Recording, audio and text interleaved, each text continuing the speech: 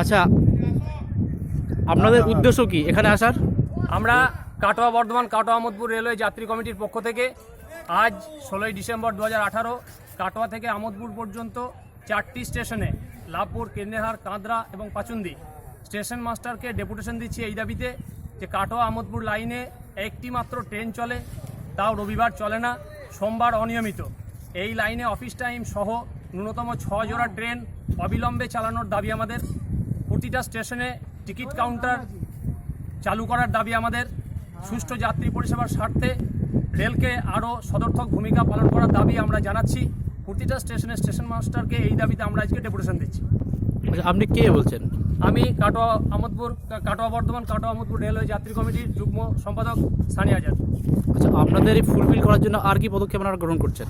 আমরা আগামী 18ই ডিসেম্বর কাটোয়া হাওড়া ডিভিশনের ডিআরএম এবং বিভাগীয় আধিকারিকদের সঙ্গে সাক্ষাৎ করব এই আজকের ডেপুটেশনের কপিগুলো নিয়ে। এছাড়াও অতীতে আমাদের যে আন্দোলন হয়েছে 14ই জুলাই থেকে আমরা যে আন্দোলন শুরু করেছিলাম, তাতে আমরা কাটোয়া বর্ধমান লাইনে 3 জোড়া ট্রেন বাড়াতে সক্ষম হয়েছি।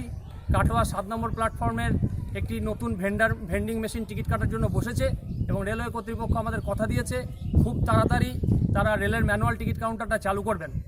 এছাড়াও কাটোয়া 7 নম্বর প্ল্যাটফর্মে মাইকিংয়ের ব্যবস্থা ছিল না, সেটা চালু হয়েছে। কাটোয়া 6-7 নম্বর প্ল্যাটফর্মে বাথরুম, টয়লেট এবং জলের ব্যবস্থা আমরা আন্দোলনের ফলে করতে পেরেছি। আচ্ছা, আপনি তো কাটোয়া থেকে এসেছেন, হ্যাঁ, লোকাল পাবলিকের ডিমান্ড কি? তারা কি আপনার সাথে সঙ্গ দিচ্ছে? যারা আমার সঙ্গে আছে এরা সবাই এখানকার মানুষ। এনারাও চান যে অবিলম্বে কাটোয়া আমোদপুর লাইনে বর্ধমানের মতোই অফিস টাইম সহ 6 জোড়া ট্রেন চালু হোক। ধন্যবাদ।